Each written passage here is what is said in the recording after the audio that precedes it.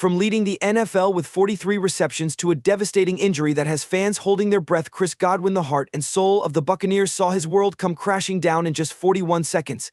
How does a team recover from losing its top receiver? How does a player bounce back from a nightmare like this? Today we're diving into the heartbreaking moment and what it means for Godwin, the Bucs, and their entire season. Now, if you think your Monday nights are tough, trust me, it's nothing compared to what the Buccaneers went through. Let's zoom out and look at the bigger picture. Godwin wasn't just any receiver with over 500 receiving yards. He ranked third in the league, his 5 touchdowns putting him alongside the NFL's elite. He wasn't just performing, he was thriving. The Buccaneers offense was hitting its stride with Godwin at the center of it all, and then with just 41 seconds left in the game against the Ravens, tragedy struck. A dislocated ankle. Godwin down on the field, his teammates kneeling around him, the entire stadium silent. But what exactly happened in those final moments? And how did it all go so wrong for the Buccaneers? It was a brutal night for Tampa Bay. Lamar Jackson was in full control, completing 17 of 22 passes for 281 yards and 5 touchdowns. The Buccaneers' defense couldn't find an answer, and their offense was crumbling. First, they lost Mike Evans to a hamstring injury, and then, as if the night couldn't get any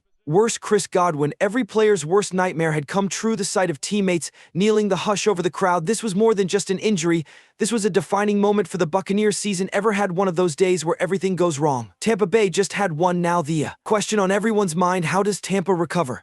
Atlanta is surging in the NFC South. Can the Buccaneers fight their way back without one of their most crucial players? Or is this the moment their season unravels? Godwin has always been more than just a receiver. This offseason was particularly tough for him. He lost his father, one of the biggest influences in his life. But instead of stepping back, Godwin took on even more responsibility. He embraced his role as a slot receiver, where his versatility shined. He could block, he could catch, and he could lead. Before the game, Godwin talked about his comfort in the slot, saying, "It allows me to be involved in other ways instead of just catching the ball." And now those words carry even more weight. Tampa Bay isn't just losing a receiver, they're losing a leader, a fighter, and a teammate who embodies resilience. The Buccaneers now face a massive challenge: replacing Chris Godwin's impact on the field. But his absence leaves more than just a statistical hole. It leaves a void in leadership and heart. The team must regroup, and with Atlanta rising in the NFC South, their playoff hopes are hanging by a thread. I mean, if I were the Bucs right now, I'd be calling Tom Brady's retirement hotline asking, "Hey, you sure you're done?" Because with the way this season's going, they might need a miracle. But jokes aside, where does this leave Tampa Bay?